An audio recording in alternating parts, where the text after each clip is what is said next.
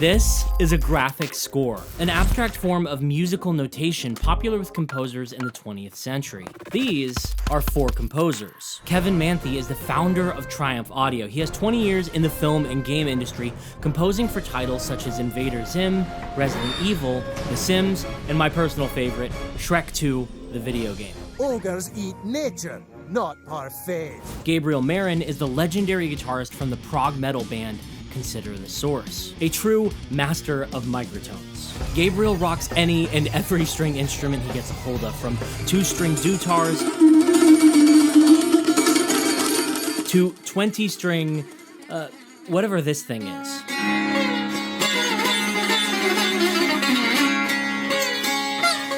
Julian Schoming is TikTok's musical wizard. He's a multi-instrumental composer, songwriter, and producer. Julian's worked with the likes of Amira Medonyanin and Tigran Hamasyan, but is most well known for turning his comment section short stories into musical sketches.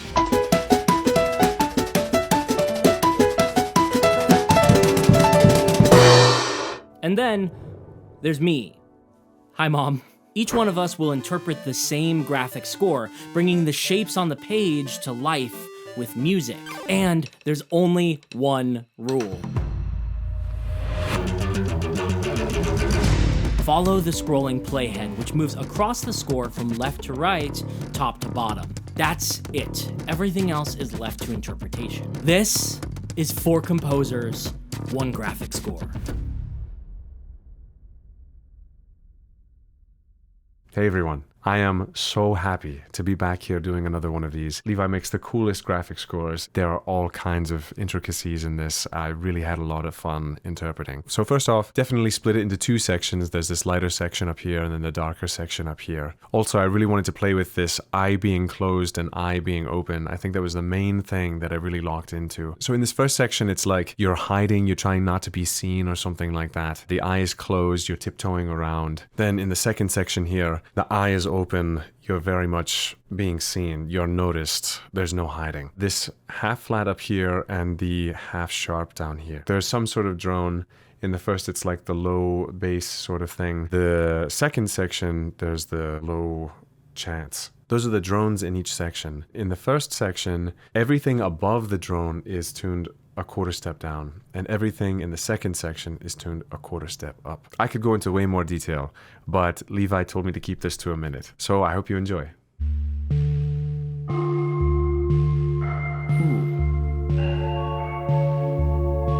All right, it's got groove. Some whole tone action. I love watching him play everything. It's really cool. Oh, the pitch follows the curvature of the eye. Wow. On the little, those X's were really clear. Do triangles equal augmented chords? Was that little fretless guitar too? Awesome. That's cool. That's a big change between the top and the bottom. Oh yeah, low vocal sounds. The throat singing action.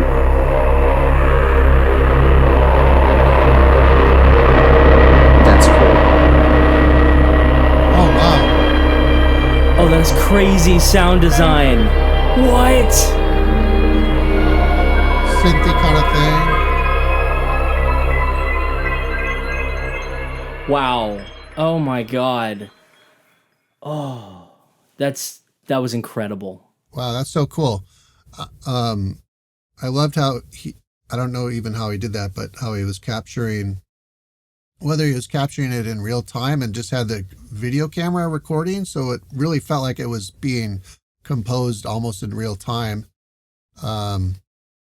But super inventive and really fresh, and also it felt like it really was well scored to picture. So fantastic, amazing. I love how much heavier and darker the bottom felt, which I feel like goes thematically with everything. And then that opening of the eye was just so insane. That was awesome. That was super evocative. I like how he did a similar thing that I did. I'm not sure if we're all going to have done that, where lining the stuff up like that. That was awesome. Very cool.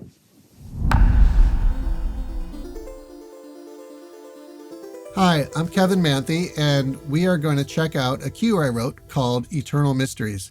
So there's this duality between the light and the dark in the video, and I just absolutely love it. I felt such freedom to really go anywhere that I wanted to go. And what I ultimately decided to do was only use sample libraries from Triumph Audio, which is actually a company that I created about 3 years ago. We currently have 16 libraries out right now, and I explored 11 of them in my piece. I hope you really enjoy the piece, and let's check it out.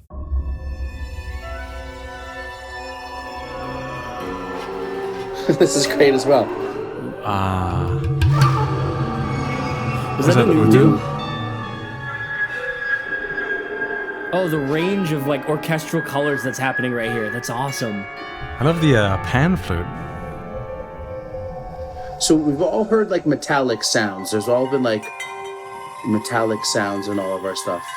The wind chimes. Down into the underworld.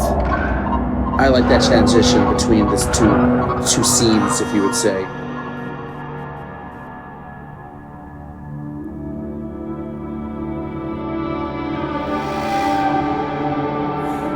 The eye sees all.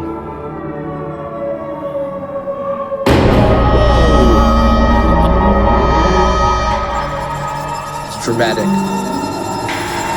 What? This ending is awesome. Gosh, that was really amazing. Jeez, hats off to you, my man. Wow. Those were some wild textures. That was so cool. Yeah, the second part was like definitely the eye. Like I feel like similar. He did something similar, which is I feel like you really felt when you were in front of the eye, like he was really seeing you. Okay, so you might have noticed that we don't have a sponsor for this video, and that's because I want to try something new. This is a pilot of sorts, a soft launch, if you will. If this 4 composers interpret one graphic score format is received well, I want to turn it into a recurring series. And I thought it might be fun to offer kind of a limited edition run of prints for each graphic score that we end up doing. So here it is. I had an extremely limited run of 5 of today's graphic scores, professionally printed on extra high quality archival paper. They've got this wonderful matte finish to them. I've numbered them 1 through 5, and of course, signed them all. And there's only ever going to be 5 of these, like, in the world, ever. So if you'd like one for yourself, head over to my website, levimclean.com/store, and get your own limited edition graphic score today. Okay, cool. Now let's get back to the interpretations. All right, let's take a look here. We've got Gabriel. I am imagining nothing less than an entire orchestra of fretless guitar, dutar, dombra, saz, you name it. Let's take a listen.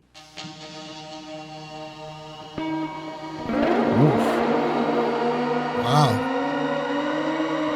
Is this all done with the guitar?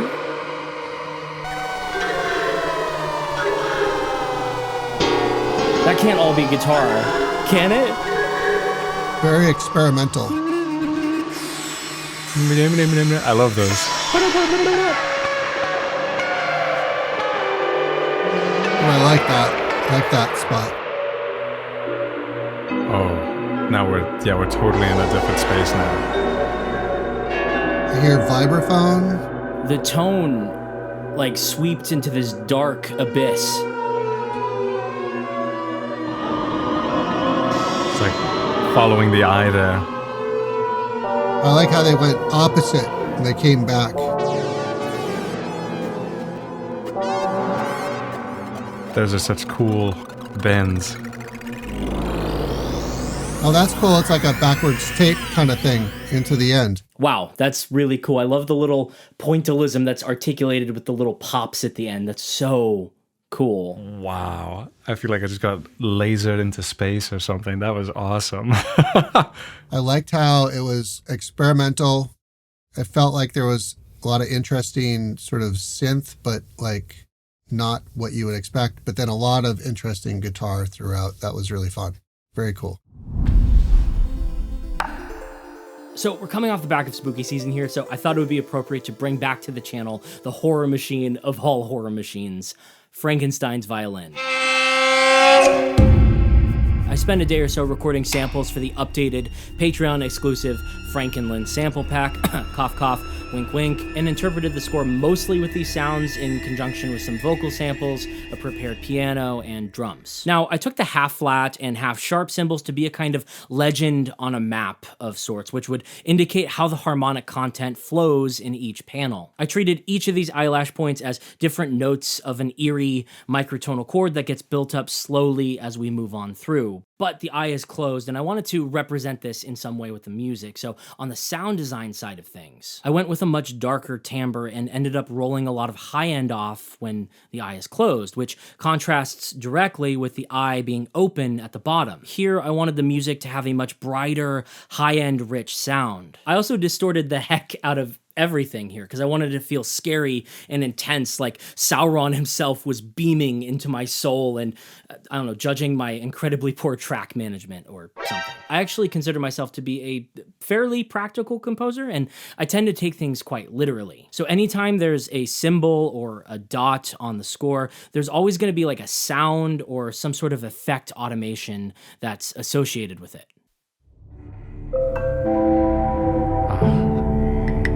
Cool. We all have picked up on this weird alien vibe. This is great. Oh, I like that. I love the percussions that are like right here.